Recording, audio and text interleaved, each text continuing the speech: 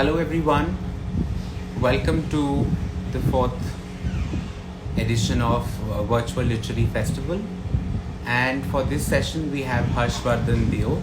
I will just add him in.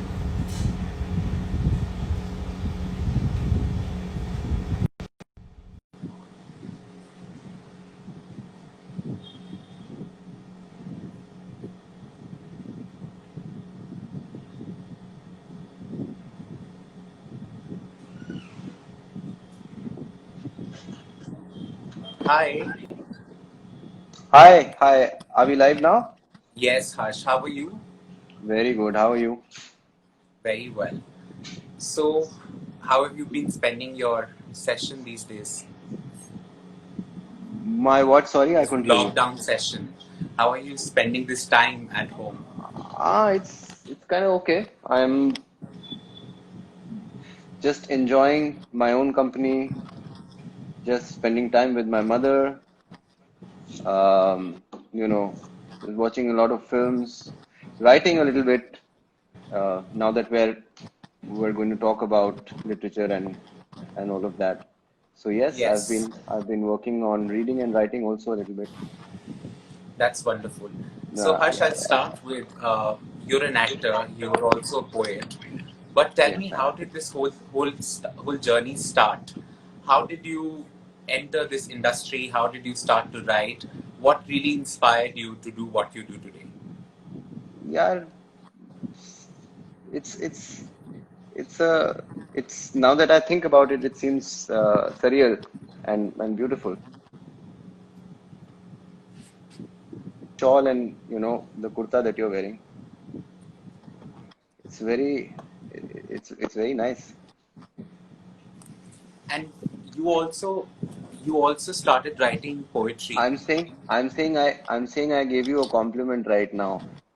I You're couldn't hear you. you're wearing a lovely shawl. I'm saying.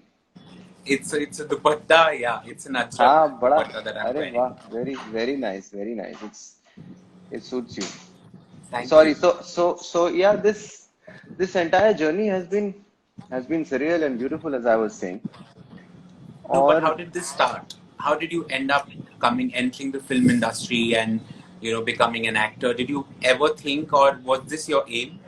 Did you uh, always wanted to be an actor? I wanted to be different things all the time.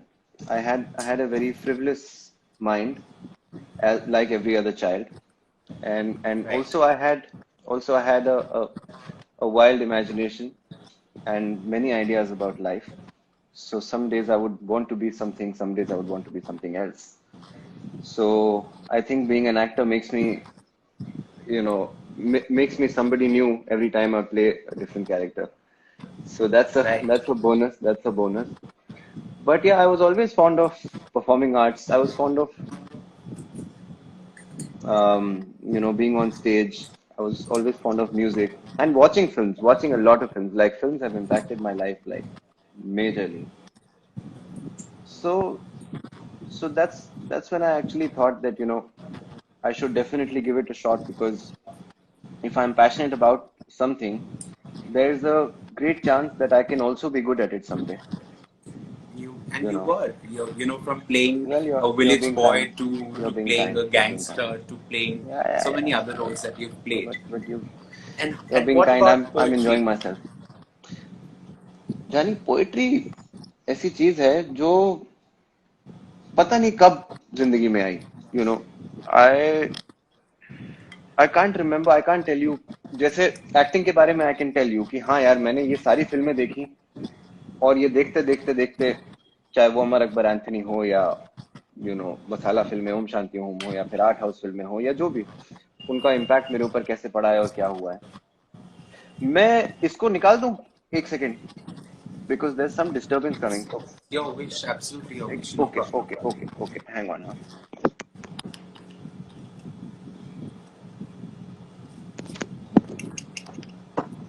या can you hear me better like this? Yes, yes, I can hear you. Okay. Okay. Perfect. Sorry. So I was saying that ऐसा कुछ था नहीं उसका. But yeah, like, uh, I was always fond of listening to music, as I said, and I was always exploring different kinds of music. So that's when I stumbled upon Sufi music, which is primarily like Nusrat Fateh Ali Khan Sahab. And he would sing a lot of Urdu ghazals, you know, in the form of qawwalis. So that's what actually got me hooked onto this beautiful sounding language, you know, because they used to talk about love, they used to talk about God, and you know, all the beautiful things in the world. Would you tell me And what really Urdu is? Because there are so many preconceived notions about Urdu. People relate it with different religions, and people really do not know much about Urdu, ये especially our generation. ये बहुत अच्छा सवाल आपने पूछा है अभी अनुराग, क्योंकि इसमें क्या है कि Urdu Urdu as a language is an amalgamation.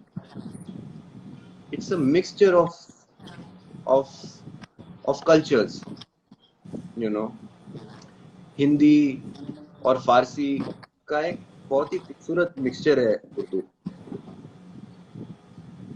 Like I'll give you an example, because Urdu को अभी क्या है, या किसी भी भाषा को, किसी भी लैंग्वेज को अगर आप किसी एक सेक्ट या किसी भी एक मजहब से रिलेट कर दें तो उसका कत्ल हो जाता है. Right. जैसे कि संस्कृत को एक पर्टिकुलर मजहब वालों ने उठाया और उसकी वजह से वो खत्म हो गई, या होती जा रही है एक तरह से. हिब्रू एक मजहबी भाषा बन गई, वो खत्म हो गई. अब जाके दोबारा उसका जन्म हुआ, उन्हीं लोगों ने वापस उसको कोशिश की उठाने की.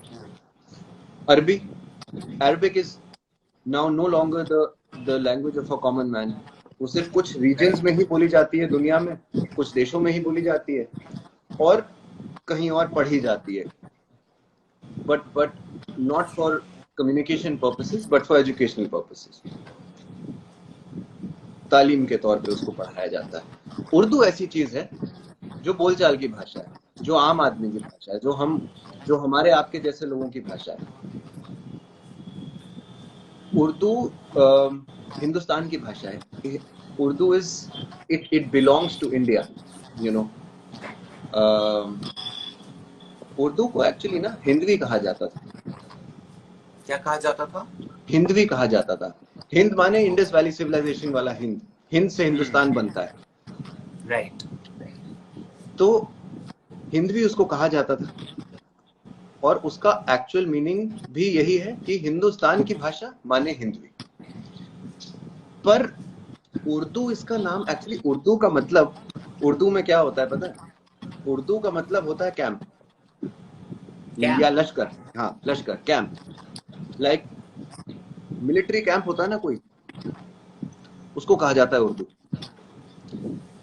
तो जब कैंप्स बनने लग गए, जब लड़ाइयां होने लगी, तो उनकी कम्युनिकेशन की जो भाषा थी उसको उन्होंने सिंप्लीफाई करने के लिए, instead of Hindavi they started, और Rekhta which is its original name, they started calling it Urdu, the language of the camp.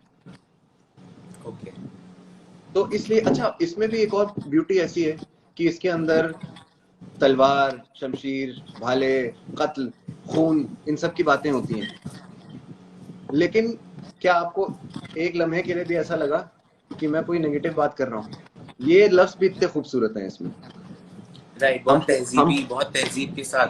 तहजीब के साथ. और हम क्या है कि पोएट्री में ये सारे लफ्ज इस्तेमाल करते हैं कि उनकी निगाह से कत्ल हो गया मान लीजिए, तो उसको एक बहुत ही सूफियाना और एक बहुत ही रोमांटिक सा एक अंदाज माना जाता है.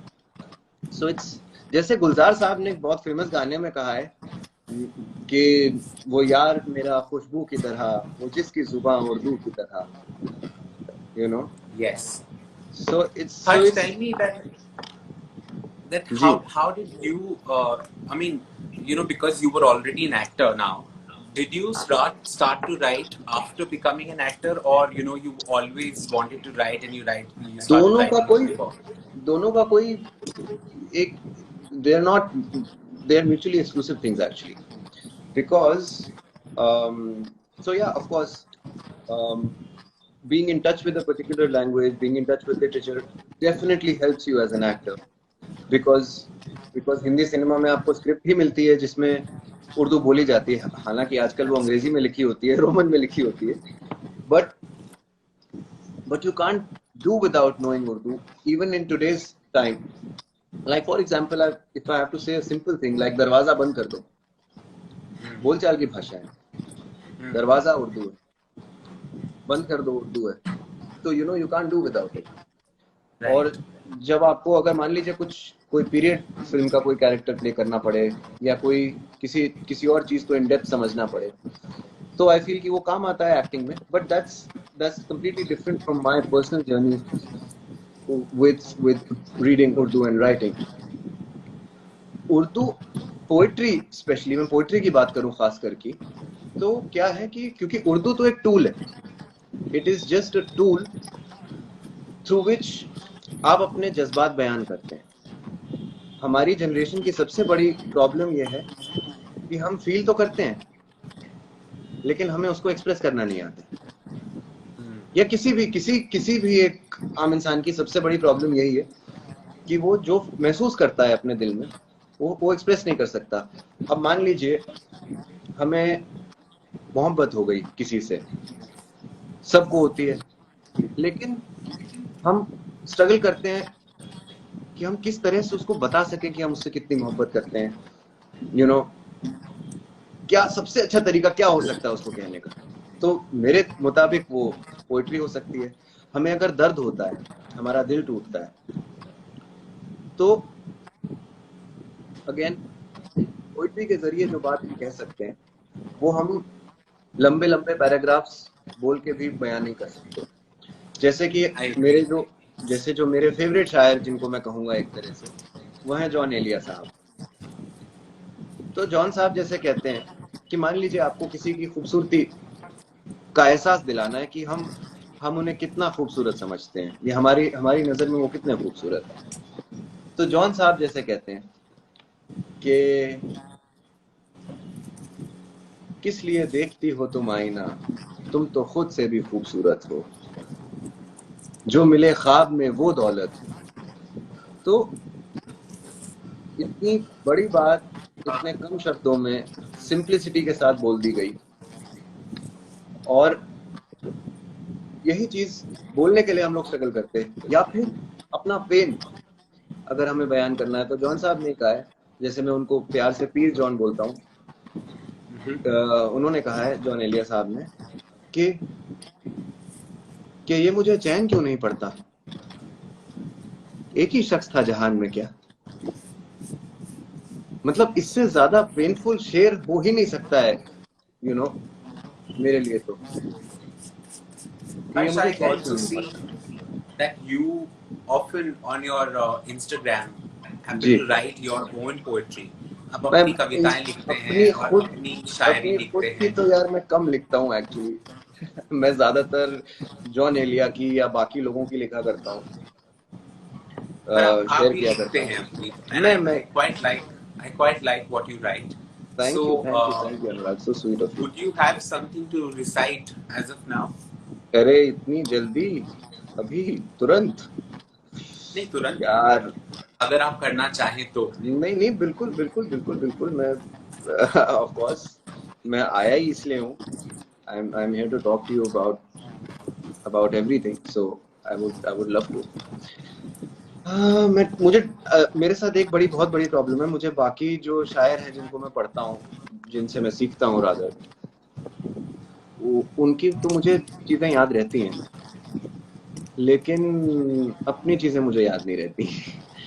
तो जो मैंने लिखा है वो मुझे थोड़ा सा ना पढ़ के बोलना पड़ता है. So if you allow me I can.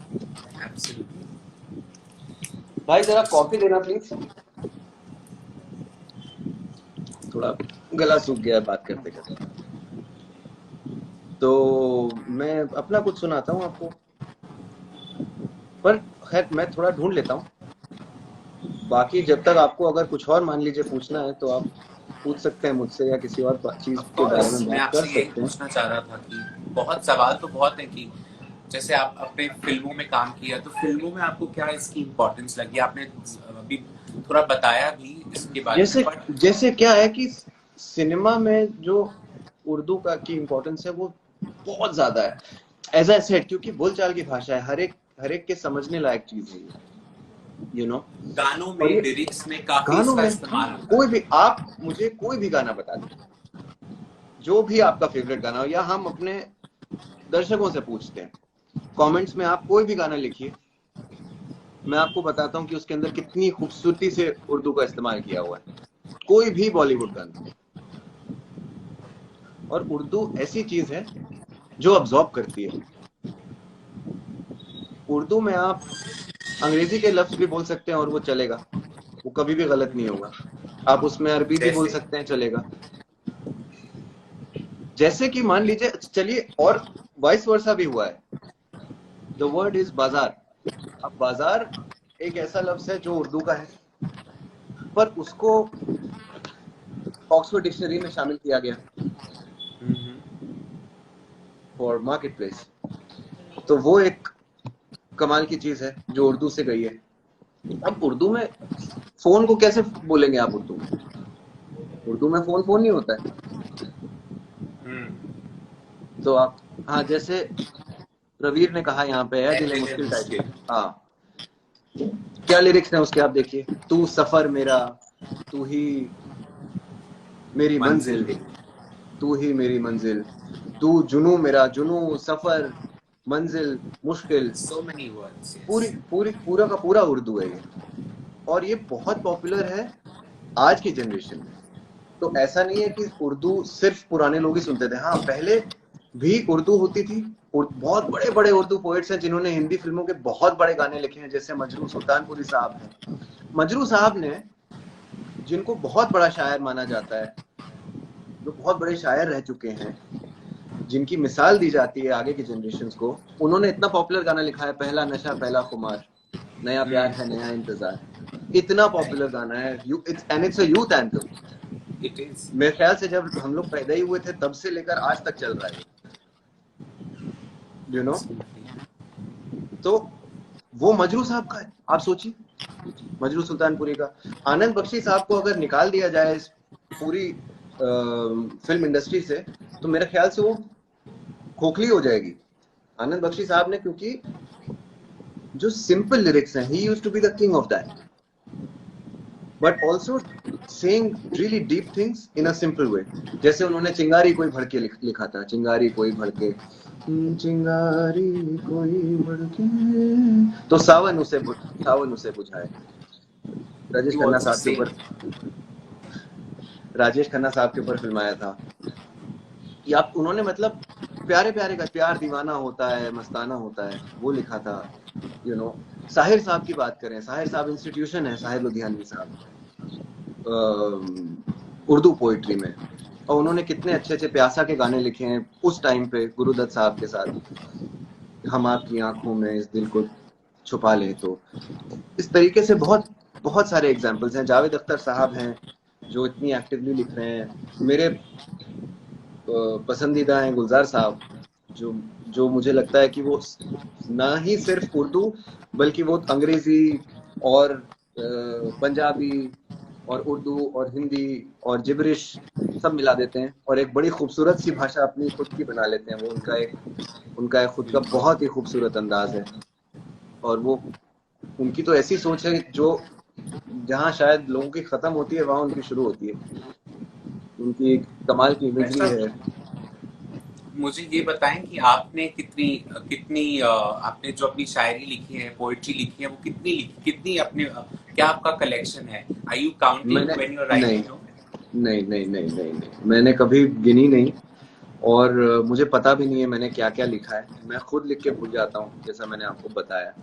मेरा पूछने का रीजन सिर्फ ये था because since I've read few of your poetry, I just think and suggest you that it should come in a form of a book. So once you have enough, अरे, you you're must so you kind. must no you must take it out as a book. देखते हैं। I don't know, actually I always feel that I'm not qualified enough to do such a thing. वाह वाह वाह वाह, बहुत शुक्रिया मेरे भाई। हश्र शायरों के इन्होंने शायर हर्ष।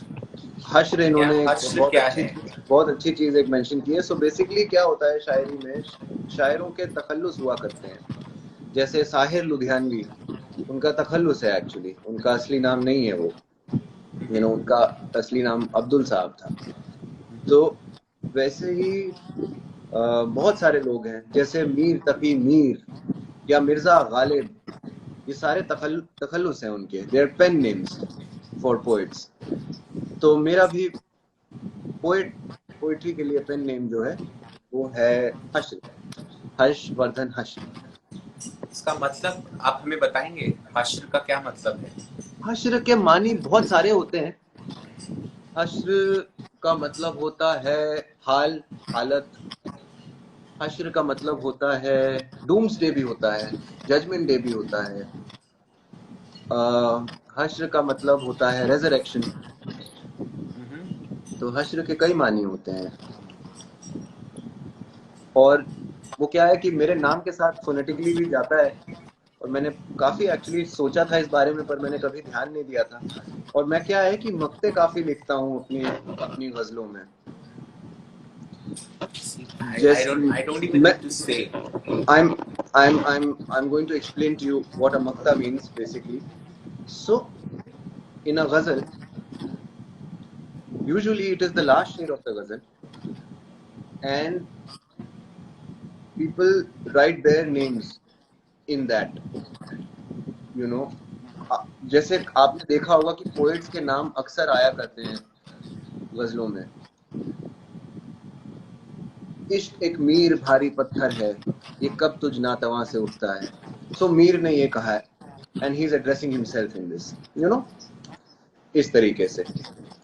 या फिर हफीज जलंधरी का मुझे एक शेर याद आता है, जो कि मक्ता भी है और इस उर्दू की कॉन्वर्सेशन में भी बहुत रेलिवेंट है, कि हफीज अपनी बोली मोहब्बत की बोली, हफीज अपनी बोली मोहब्बत की बोली, ना हिंदी ना उर्दू ना हिंदुस्तानी। तो ये इस तरीके से बहुत शुक्रिया मेरे भाई। तो मैं मक्ते काफी लिखा करता हूँ। तो मैं बहुत दिन से I was just toying with this idea, I was just battling with it in my head, कि मैं किस तरीके से अपने अपने मक्ते या तो हर्ष के नाम से ही रखूं, या फिर मैं अपना तखल्लुस एक इस्तेमाल करूं। तो मैंने अब जो है उसको एम्ब्रेस किया है, और मैं हर्षवर्धन हश्र के नाम से ही लिखा करता हूँ। Wonderful. Ji. Now, Harsh, tell me that since you've written so much of poetry, you're interested in this, you're also an actor. आप मुझे पहले तो कुछ सुना दीजिए अपनी कहानी, अपनी पोएट्री, बट उसके अलावा what I really want is हाँ, मेरी other शायरी, sessions. मेरी अगर शायरी सुननी है तो फिर भी मैं सुना सकता हूँ, मेरी कहानी मत पूछिएगा। See, क्योंकि your जैसे kahani, मेरे why I ask your kahani is because I really want to know that what was the point where it started. Because मैंने आपसे ये इसलिए भी पूछा है क्योंकि ये एक ऐसा प्रोफेशन है जिसको पेरेंट्स एक जमाने में या अभी भी ज्यादातर पेरेंट्स चाहते नहीं है कि उनके बच्चा ये करे। वो चाहते हैं कि आज भी उनका जो बच्चा है वो भी मैं तो चाहता हूँ एक डॉक्टर बने, एक इंजीनियर बने। हर बच्चा शायर बने। हर बच्चा, हर बच्चा शायर बने, क्योंकि बिल्कुल, दिस लोग इज अपने समथिंग अमेजिंग। एहसासात, अपने जज्बात बयान नहीं कर पाते हैं, जैसा मैंने कहा था। और शायरी एक इतना खूबसूरत जरिया है जिससे आप कोई भी कितनी बड़ी से बड़ी बात मुख्तसर छोटी तरीके से आप उसको कह सकते हैं। और शायरी एक ऐसा आउटलेट है लोगों के लिए, जो कि जब आप उसको करना शुरू करें तब आपको समझ में आता है कि यार मैं जो सोचता था वो सही में मैं लिख पा रहा हूँ। तो शायरी इसलिए बहुत इम्पोर्टेंट है लोगों के लिए। तो मैं तो चाहूंगा कि हर बच्चा जो है Because शायरी करे। today you see that there's so many poets, और जितने poets हैं आज, वो सिर्फ poets इसलिए नहीं है क्योंकि वो उनका passion है. Today it has become a profession. So this is why I said that you must share your story. जो कि You बहुत must अच्छी share बात your है, जो कि story. बहुत इनकरेजिंग है पढ़ने लिखने वाले लोगों के लिए। अरे मिजाज साहब जानी क्या हाल है। इनके बारे में बता दूं, इनका एक ये हमारे बहुत अच्छे दोस्त हैं, इनका एक पेज है जॉनियत, जो कि हमारे पीर जॉन एलिया साहब हैं उनको डेडिकेटेड है। और मैंने देखा है, बहुत बहुत ही हाँ, खूबसूरत पेज है आपका, बहुत बहुत ही अच्छी जबरदस्त, पोइट्री, बहुत जबरदस्त। बहुत ही अच्छा पेज है। तो ये मेरे पीर भाई हैं basically. We belong to the same school of poetry. तो मैं क्या कह रहा था भाई, हाँ, कि मैं तो यही चाहूंगा कि हर बच्चा जो है वो शायरी करे।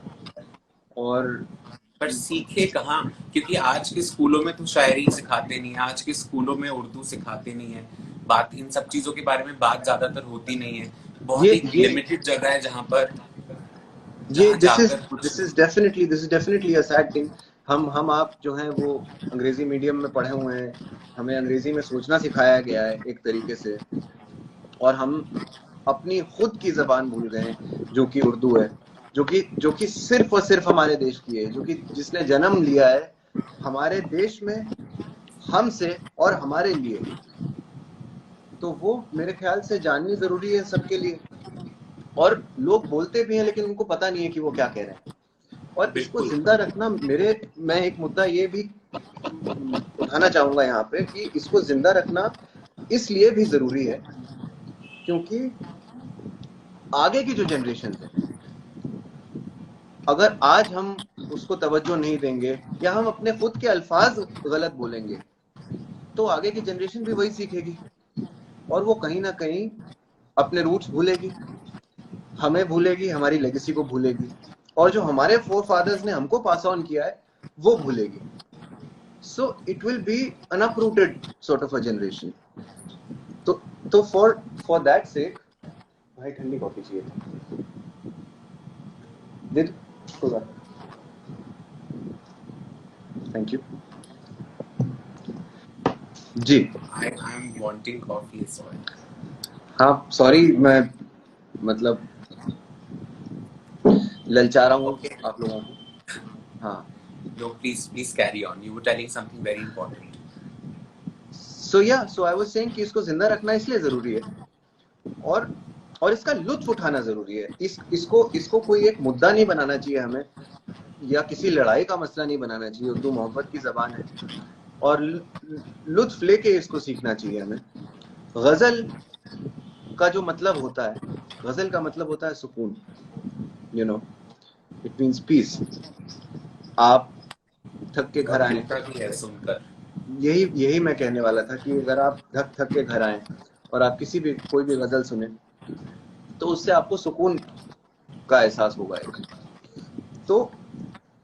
तो वो बहुत जरूरी चीज है आगे के जनरेशन के लिए। Luckily we live in this time where we have access to unlimited information on the internet and unlimited things. तो या तो वही कहते हैं कि सोशल मीडिया और जो इंटरनेट है उसको आप एक बोन की तरह इस्तेमाल करें या एक कर्ज की तरह इस्तेमाल करें। तो मुझे लगता है कि एक इस चीज का फायदा हम लोगों को उठाना चाहिए। मैं इसी तरीके से सीख रहा हूँ। मुझे कोई ऑफिशियल तालीम नहीं मिली है उर्दू की, मुझे किसी ने हाथ पकड़ के नहीं सिखाया है। मैं बस बाकी शायरों को पढ़ के और सीख के जिस जबान में मुझे समझ में आता है उसमें ट्रांसलेट करवा के या गूगल करके इन्हीं चीजों से सीख रहा हूँ मैं भी। और मुझे नहीं लगता कि अगर मुझ जैसा इंसान जो कि टेक्नोलॉजिकली चैलेंज भी है और आलसी भी है, वो थोड़ा बहुत अगर सीख सकता है तो आगे के लोग तो बहुत ही अच्छा कर सकते हैं। I hope so. जी जी जी, यही इच्छा है कि सभी लोग सीखे, पढ़े और बिल्कुल आगे बिल्कुल बढ़े इसको, बिल्कुल बिकॉज जैसे संस्कृत हमारी एक भाषा जिसको हमने सबसे ज्यादा इग्नोर किया और कहाँ उसको नासा आज इस्तेमाल कर रहा है। बिल्कुल। और सो हमको यू नो, हमने इग्नोर नहीं किया।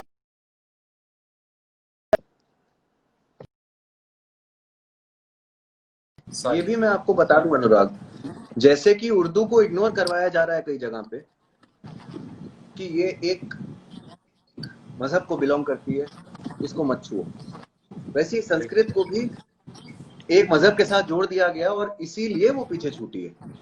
राइट। सबसे पुरानी जबान है यार, पर क्या है कि जबान का ठेका किसी ने उठाया और उस ठेका उठाने के चक्कर में उसको तबाह किया। rather than बांटना with people. अरे मनीष जी, आपको आवाज नहीं आ रही मेरी? Can't hear you.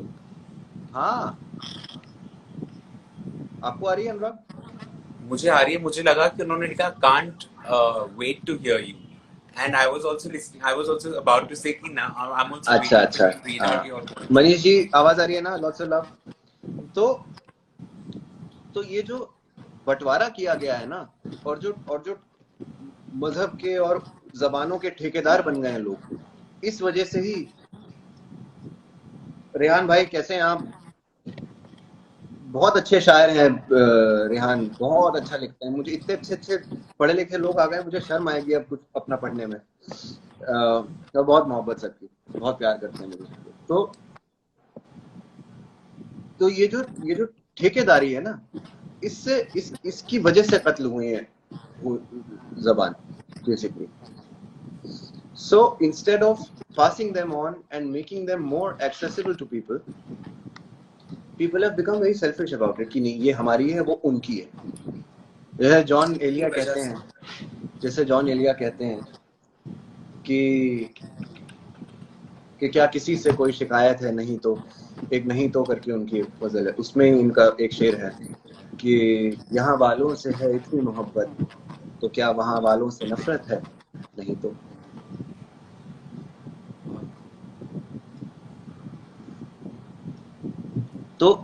मैं बात पे जॉन को कोट करता हूँ एक्चुअली, क्योंकि उनकी जो फिलॉसफी है, वो जिस तरीके से उनकी सोच है, वो हर जगह फिट होती है, चाहे वो लॉकडाउन क्यों ना हो.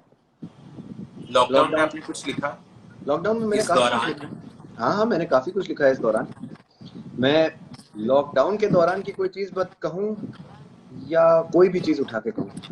चलिए, आप इतने मोहब्बत से आप इल्तिजा कर रहे हैं, मैं जरूर कोशिश करता हूँ. बाकी अगर जो लोग हमको सुन रहे हैं या हमको देख रहे हैं, अगर उनकी तरफ से कोई भी जैसे दरखास्त हो या जो भी वो सुनना चाहें या फरमाइश हो, वो बताएं.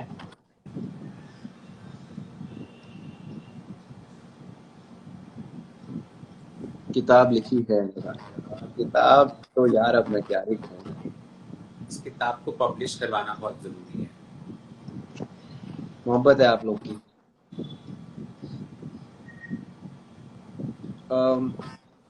चलिए, मैं एक कुछ 2-3 आपको वो नज्म सुनाए जिसमें मतले ज्यादा कहे हैं आपने. मैं सुनाता हूँ रेहान, वो सुनाता हूँ भाई, वो रेहान भाई की बड़ी पसंदीदा है. मैं एक छोटी सी गजल बताता हूँ आपको, कोशिश करता हूँ कि मुझको करके शाहे दिल सुखन है देखता, मुझको करके शाहे दिल सुखन है देखता, हर गली से मुझको ये वतन है देखता. मुझको करके शाहे दिल सुखन है देखता, हर गली से घर से मुझको ये वतन है देखता. सरे आईना देखता है वो आंखें ही फकत, सरे आईना देखता है वो आंखें ही फकत, पसे आईना है कोई जो बदन है देखता.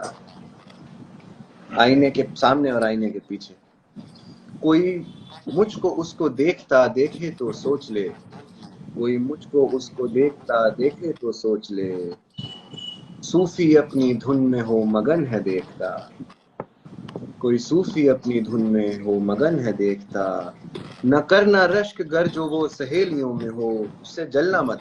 न करना रश्क गर जो वो सहेलियों में हो, गुलों को भी तो कोई गुलबदन है देखता, गुलों को कोई गुलबदन है देखता.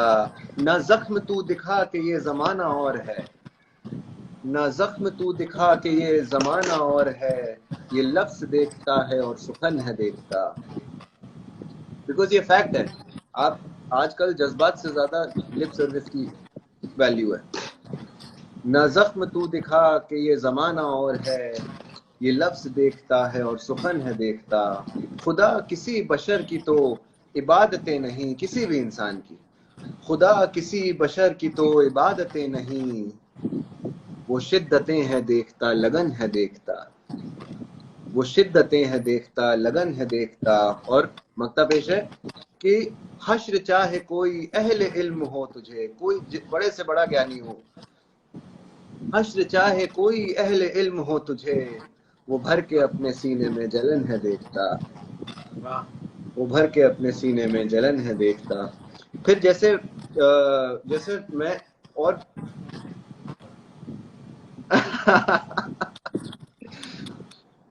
जैसे जॉन साहब ने कहा है कि शानों पे किसके अश्क बहाया करेंगी आप, रूठेगा कौन किसे मनाया करेंगी आप, कंधों पे किसके अश्क बहाया करेंगी आप। तो मैं कई बार क्या करता हूँ, जो जो गजल का पहला शेर होता है जिसको मतला कहते हैं, वो मैं अपने किसी पसंदीदा शायर का लेके उसकी आगे की गजल खुद की कोशिश करता हूँ लिखने की। तो इसमें मैंने ये कोशिश की है छोटी सी। मुझे जितने भी मेरे दोस्त हैं जो पीर जॉन के पीर मेरे पीर भाई हैं, वो सब मुझे माफ कर दें, पर ये सिर्फ मेरी छोटी सी कोशिश है और मोहब्बत है कि शानों पे किसके अश्क बहाया करेंगी आप, शानों पे किसके अश्क बहाया करेंगी आप, रूठेगा कौन किसे मनाया करेंगी आप, नींदों में सिसकियों से जागेगा कौन अब, यानी खून थूकेंगे, साथ में खून थूकेंगे आज हम। अब मैं आ रहा हूं, शुरू कर रहा हूं। शानों पे किसके अश्क बहाया करेंगी आप, रूठेगा कौन किसे मनाया करेंगी आप, नींदों में सिसकियों से जागेगा कौन अब, नींदों में सिसकियों से जागेगा कौन अब किसको थपकियों से फिर सुलाया करेंगी आप, अब आपको कौन यूं पुकारा करेगा तुम, किसको अब आप यूं पुकारा करेंगे। सदके मेरी शक्ल के उतारे थे रात दिन, सदके मेरी शक्ल के उतारे थे रात दिन, किसी बद शक्ल के सदके उतारा करेंगे आप, जो यार कभी दावतों पे आया करते थे, जो यार कभी दावतों पे आया करते थे, किस मुंह से उनकी दावतों पे जाया करेंगी आप। अब किसी जॉन की फारिहा की तरह मोहब्बत में, जॉन साहब की सबसे बड़ी मोहब्बत जो थी जिंदगी में, उनका नाम था फारिहा, जो कि थी ही नहीं, she was his imaginary love affair. किसी जॉन की तरह, किसी जॉन की फारिहा की तरह मोहब्बत में, धोखे ही तो जाने जहां खाया करेंगी आप, धोखे ही तो जाने जहां खाया करेंगी आप, जा बजा मैं घर जो आपको दिख ही जाऊं तो, जा बजा मैं घर जो आपको दिख ही जाऊं तो, मिला करेंगी मुझसे या किनारा करेंगी आप, मिला करेंगी मुझसे या किनारा करेंगी आप। और ये शेर देखें आप, किसी ने किसी से भी अगर जिंदगी में मोहब्बत की हो तो वो ये शेर है कि कौन काटेगा आपके आरिज़ों को अब। केतन सिंह ध्यान देना इस पे, कौन काटा करेगा आपके आरिज़ों को अब, आरिज़ माने गाल, कौन काटा करेगा आपके आरिज़ों को अब, किसको फिर हथेलियों से मारा करेंगी आप, कौन काटा करेगा आपके आरिज़ों को अब, किसको फिर हथेलियों से मारा करेंगी आप। अपने बेटे को तो नाम कुछ ऐसा दीजिए, अपने बेटे को तो नाम कुछ ऐसा दीजिए, हश्र कह के उसको फिर बुलाया करेंगी आप। वाह, बहुत खूब। तो हश्र, आपका भी कोई ऐसा लव अफेयर है, ऐसा इमेजिनरी लव अफेयर, जैसे आपने जॉन साहब के बारे में बताया, क्या आपने भी कुछ ऐसे लव पोएट्री लिखी है? जॉन साहब कहते हैं कि ईजा दही की दाद जो पाता रहा हूं मैं, विच इज टॉर्चर की, टॉर्चर करने की वजह से उनको तालियां पड़ी हैं, वो ये कह रहे हैं, ईजा दही की दाद जो पाता रहा हूं मैं, हर नाज आफरीन को सताता रहा हूं मैं, शायद मुझे किसी से मोहब्बत नहीं हुई, शायद मुझे किसी से मोहब्बत नहीं हुई, लेकिन यकीन सबको दिलाता रहा हूं मैं, लेकिन यकीन सबको दिलाता रहा हूं मैं। उदासियों की फसल लहलहाती है यार सुन, उसके पैरों की मेहंदी पिसती जाती है यार सुन, उदासियों की फसल लहलहाती है यार सुन, उसके पैरों की मेहंदी पिसती जाती है यार सुन, दौरे बर्बादियां नहीं ये लाफानी उम्र है, दौरे बर्बादियां नहीं, ये लाफानी उम्र है, चलती जाती है चलती जाती है चलती जाती है यार सुन। मैं गुल बहारा तेरी जवानी के सदके वार दूं, मैं गुल बहारा तेरी जवानी के सदके वार दूं, वो हर कली जो तुझ पे जान लुटाती है यार सुन, वो हर कली जो तुझ पे जान लुटाती है यार सुन। मैं उसकी बरहम आंखों पे अपने लब जो फेर दूं, उसकी नाराज आंखों, मैं उसकी बरहम आंखों पे अपने लब जो फेर दूं, हाय क्या कहर जो वो मुस्कुराती है यार सुन, हाय क्या कहर कि वो मुस्कुराती है यार सुन। और अब तिश्नगर न रहने देती है मेरी तन्हाई, अब तिश्नगर न रहने देती है मेरी तन्हाई, रगों से मुझको अपनी खून पिलाती है यार सुन, रगों से मुझको अपनी खून पिलाती है यार सुन। घुसपैठिए की मानिंद शीशे तोड़ के सबा, घुसपैठिए की मानिंद शीशे तोड़ के सबा, मेरे कमरे में फिर जो गर्द उड़ाती है यार सुन, मेरे कमरे में फिर जो गर्द उड़ाती है यार सुन। मेरे अश्क चश्मे गम मेरा रंज सरमाया, मेरी आंख के आंसू यानी मेरे अश्क चश्मे गम मेरा रंज सरमाया, मेरी आंखें भी मुझको आंखें दिखाती हैं यार सुन, मेरी आंखें भी मुझको आंखें दिखाती हैं यार सुन। और मक्ता पेश है कि जाके उसको कह कभी दास्तान हश्र गम, जाके उसको कह कभी दास्तान हश्र गम, सुन के कैसे वो अपना मुंह छुपाती है यार सुन। बहुत खूब हर्ष, आप बहुत ही अच्छा लिखते हैं। आपको मोहब्बत you must write, you must continue to write and you must publish this. I mean, I'm insisting that you must publish this so that it can reach out to more and more people, and प्यार not है just आपका। about reaching out to more people, but because this will encourage a lot of other people to write and read and No, you're try their best. You're absolutely right. In fact, मुझे रेहान की एक फरमाइश आई थी मेरे दोस्त की, जो अभी Okay, so we'll end with that. We'll end हाँ, with that poetry. जो यहाँ पे इतनी इतनी मोहब्बत अपनी मुझे भेज रहे हैं। क्या है कि ये ऐसी नज्म है जो मैंने अभी तक सुनाई नहीं है किसी को, किसी भी प्लेटफॉर्म पे। तो ये बिल्कुल ताज़ा है और ये मैंने अभी कुछ वक्त पहले ही लिखी है, तो मैं ये सुना देता हूँ। बहुत ही, क्योंकि इसमें क्या है कि कोई भी कॉम्प्लिकेटेड वर्ड नहीं है, बहुत ही सिंपल मैंने कोशिश की है इसको लिखने की, क्योंकि अगर मैं पुरानी वाली कोई सुना दूंगा तो फिर मेरे दोस्त जो हैं वो अलग माहौल बना देंगे यहाँ पे, वो फिर जाने नहीं देंगे मुझे। तो आज वो कस्में तोड़ दी तुमने, तो आज वो कस्में तोड़ दी तुमने, सारी अना ही छोड़ दी तुमने। क्या मैं गिड़गिड़ाया था, क्या मैं जिद पे आया था, जहां बिगड़े दिल शहजाद हैं हम, जहां तुम पे बर्बाद हैं हम। जो फोन घुमाया तुमने फिर, जो खूब रुलाया तुमने फिर, तुम भी तो रो देती हो, तुम आपा ही खो देती हो। ये कैसे हम तुम जिंदा हैं, हम क्यों इतने शर्मिंदा हैं।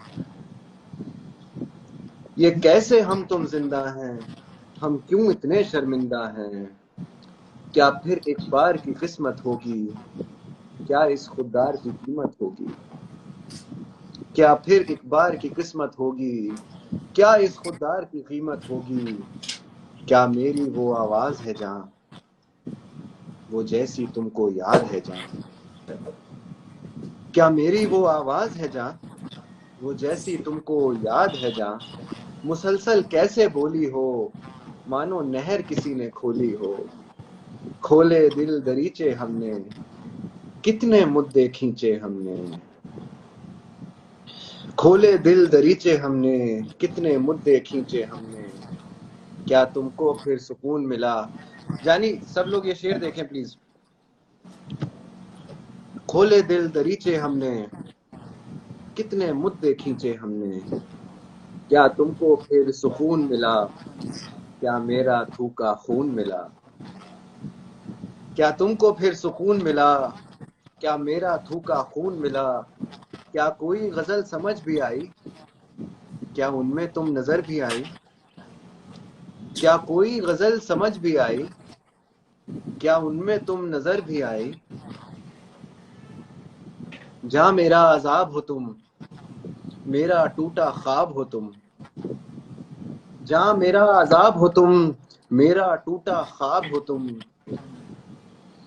क्या मेरे फसाने याद रहेंगे, हम कब तक यूं बर्बाद रहेंगे,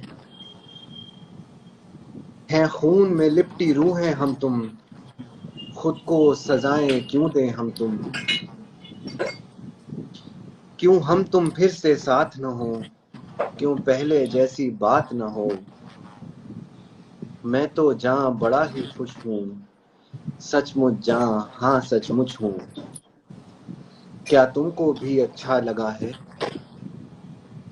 जाना कहो ना क्या लगा है, क्या तुमको भी अच्छा लगा है, जाना कहो ना क्या लगा है, क्या मेरा हाथ पकड़ के फिर से चलोगी जान अकड़ के फिर से, क्या फिर से ऐसा मंजर होगा जब दिल दरिया समंदर होगा, क्या फिर से ऐसा मंजर होगा जब दिल दरिया समंदर होगा, क्या फिर से मेरा दिल तोड़ोगी, जहाँ प्लीज कहो ना सच बोलोगी,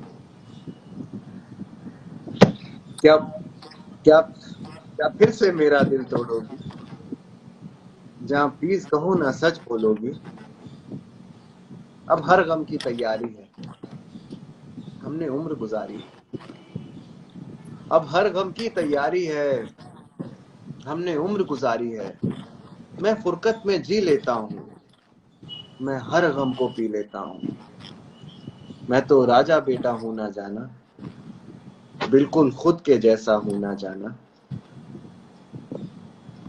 तो क्या तुम फिर से कॉल करोगी या तन्हा फिर माहौल करोगी, तुम आंखें नीचो खिलखिलाओ, तुम खूब हंसो जहां हंसती जाओ, तुम आंखें मीचो खिलखिलाओ, तुम खूब हंसो जहां हंसती जाओ, अब मैं तुमको कोई शर्त न दूंगा, मैं और ज्यादा वक्त न लूंगा, अब मैं तुमको कोई शर्त न दूंगा, मैं और ज्यादा वक्त न लूंगा, तुम जिंदगी भी हो मेरी और तुम ही तो बर्बादी हो, क्या मैं दिल ही दे दूं तुमको जो कोई कसम न बाकी हो, फिर तोड़ ही देना दिल तुम कल भी, और फोन उठाना फिर तुम कल भी, फिर तोड़ ही देना दिल तुम कल भी, या फोन उठाना फिर तुम कल भी, यही नज्म सुनाऊंगा मैं फिर, तुमसे तुम्हें मिलवाऊंगा मैं फिर, यही नज्म सुनाऊंगा मैं फिर, तुम्हें तुमसे मिलवाऊंगा मैं फिर, कल की जो बातें सारी होंगी उन पे फिर नज्में जारी होंगी, वाह, क्या बहुत तुमको फिर बहुत सुकून मिला, क्या मेरा थूका खून मिला। बहुत खूब, बहुत अच्छा लिखते हैं आप. बहुत शुक्रिया जानी।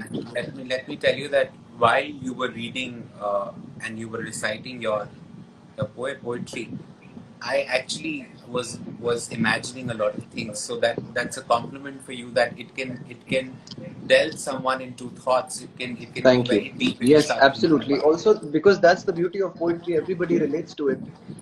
Yes. Like today, I was having a conversation with somebody about this very famous ghazal, जो कि बहुत popular है, कि वो हम सफर था मगर उससे हम नवाई न थी, कि धूप छांव का आलम रहा जुदाई न थी। मैं किसी से बता रहा था आज कि शायद आप हर बार अपने महबूब के बारे में या अपने किसी दोस्त के बारे में या अपने या किसी से जिससे जिससे आप जुदा हो गए हो उसके बारे में आप सोचते हैं, पर ये एक्चुअली बांग्लादेश के लिए लिखा गया है, पाकिस्तान के पॉइंट ऑफ व्यू से। Okay. यू नो, वो हम सफर था मगर उससे हम नवाई न थी, कि धूप छांव का आलम रहा जुदाई न थी। तो Well, thank you so much. perspective is everything, you know. Thank you, Anurag. It's been Thank such you a for doing this, no. and Thank you so much thank you for sharing some amazing poetry. And I'm glad that now, I mean, at least I'll have this treasure, some of your treasure, on my Instagram, so everyone can watch who missed it. It's But it's all I it's all think we it's all must do for you. this we must do this very often, so that you can बिल्कुल share बिल्कुल. your other poetries जब भी and other things that you've written on this page as जब well. भी आप Thank you so चाहें मैं much. जब भी आप चाहें मैं हाजिर हो जाऊंगा. And I'm always here for my friends who give me so much love and bear with me and Of course not. my It is poetry. absolute pleasure. Thank you so much You once take again for care of having me. yourself. Thank You you. too, you Thank too. you. God bless, lots of love.